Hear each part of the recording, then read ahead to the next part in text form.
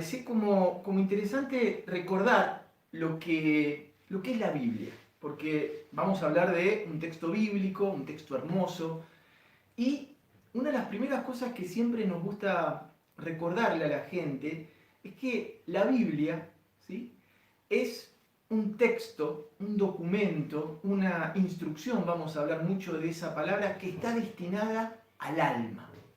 La Biblia de lo único que habla es de almas o de alma o de procesos álmicos o de cosas que tiene que hacer el alma, ¿sí? Entonces la Biblia es un mensaje para el alma, para tu alma, para mi alma, para el alma de todo el mundo. Es algo que instruye el alma y acuérdense mucho la palabra instrucción. Eso te iba a preguntar, ¿cuál sería la diferencia entre instrucción, estudio, enseñanza? Vamos a hablar de eso, ¿sí?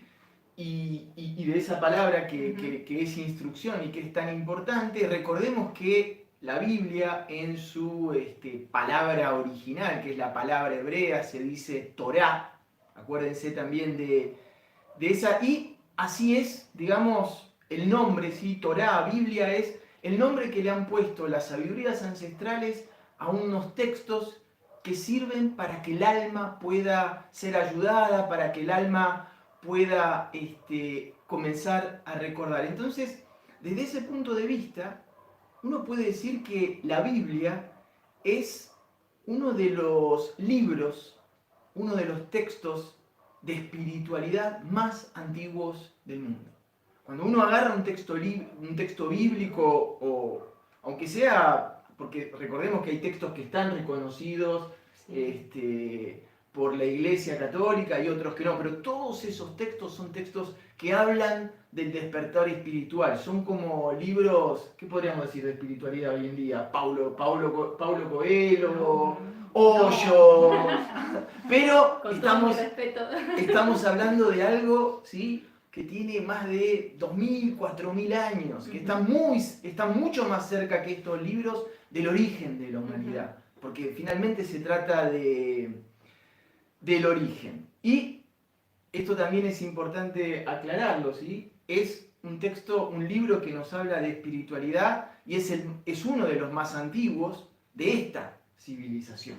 Bien. ¿Sí? Bien. ¿Por qué no decís un poquito? ¿Por qué digo de esta civilización? Hoy vos sos el protagonista, yo te acompaño. Protagonista no me gusta porque en griego protagonista es protagonista, es el que más sufre. Ay, no, así que ese no. No protagonista. Ok, no. Eso me quedó de mis estudios de filosofía. Entonces, lo que decíamos, ¿sí?, que la historia de Jonás, todas las historias que conocemos, los textos antiguos, en realidad lo que nosotros podríamos decir como distintas historias o distintos cuentos, Noé, Abraham, etc., en el idioma original, esa palabra que nosotros podríamos traducir como mito o cuento, ¿sí?, se lo llama midrash. El midrash es importante entender que no es solamente la tradición escrita, sino también que es la tradición oral. Y un midrash es un cuento, un texto, una historia, pero que está centrada en que la persona que lo escucha saque una enseñanza para justamente poder despertar espiritualmente. Por eso es importante entender de que cuando uno lee o escucha un midrash, uno tiene que hacer lo que se llama en las sabidurías ancestrales una lectura en varios planos, ¿sí? Se lo llama ahora, hay una manera muy linda de llamarlo, que es la lectura cuádruple, ¿sí? Pero esto es súper antiguo, que nos dice que en realidad todas las historias están como en varios planos. Está el plano literal, está el plano un poquito más avanzado, para llegar al cuarto plano, que es el plano del Sod, como lo llaman en hebreo, el plano oculto, que es cuando uno llega a esa dimensión, a ese plano de la historia, es cuando uno realmente capta el mensaje en su totalidad. Pero, como nos dicen siempre en las sabidurías ancestrales, de todos estos midrash, como el que hoy vamos a hablar de Jonás, es importante conocerlo en todas sus dimensiones, en todos sus niveles, exactamente.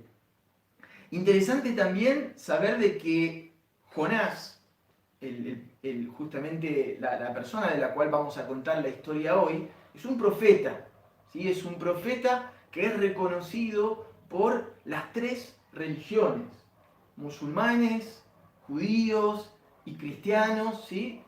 Tienen un tronco en común, porque hay veces que la gente está como media distraída Sí, y piensa que no hay nada en común, y en realidad es el mismo tronco para las tres religiones más importantes, digamos, del planeta.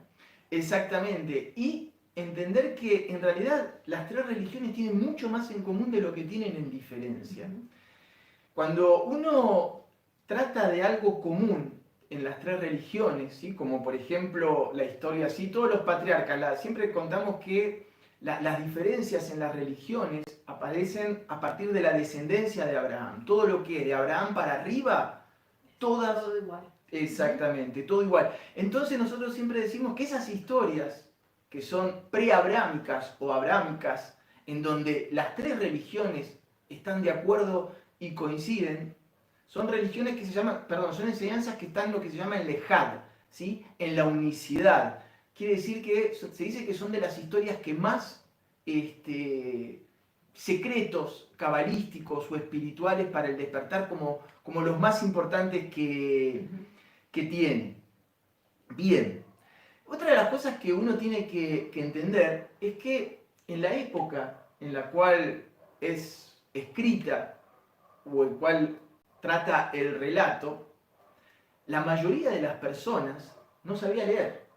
Eso es súper importante de entender. O sea, cuando la gente no sabe leer, la única manera de que se pueda recordar algo Ujú. Es a través de la palabra. es a través de la Y palabra. esto pasa en esas historias de la Biblia como en los pueblos originarios de toda América Latina, donde a través de las historias se van y de los cuentos se van transmitiendo la tradición. Exactamente. Y para que la gente la recuerde, tienen que ser historias que te movilicen, ¿sí? Por ejemplo, la historia de Abraham, un padre al cual Dios le pide que mate a su hijo, no te lo vas a olvidar. No. La historia de Caín y Abel, un hermano que mata al otro. La historia de Jonás, un hombre tragado por un gran pez que después sale del pez y, ¿no? Son todas historias súper importantes y, y que quedan, ¿sí? Que quedan en la tradición, porque esas historias es así, no te las olvidas nunca, pero acordate siempre que cuando estés leyendo una historia de la Biblia, cualquiera que sea, estás leyendo una lectura en 4 niveles. Entonces hay que hacer un trabajo y ahora vamos a hablar un poquito de todo esto. Voy a mirar un poquito los apuntes porque tengo miedo de haberme olvidado algo. No, y está bueno porque en la Biblia esta historia de Jonás, que es el viaje del alma, está contada de diferentes maneras en diferentes historias, pero es todo lo mismo, son los mismos códigos. Entonces, es como decir, si no entendiste de esta manera, te explico de esta otra manera, o te explico de esta otra manera, o te explico con manzanas y palitos, pero tenés que entender cómo es el viaje del alma.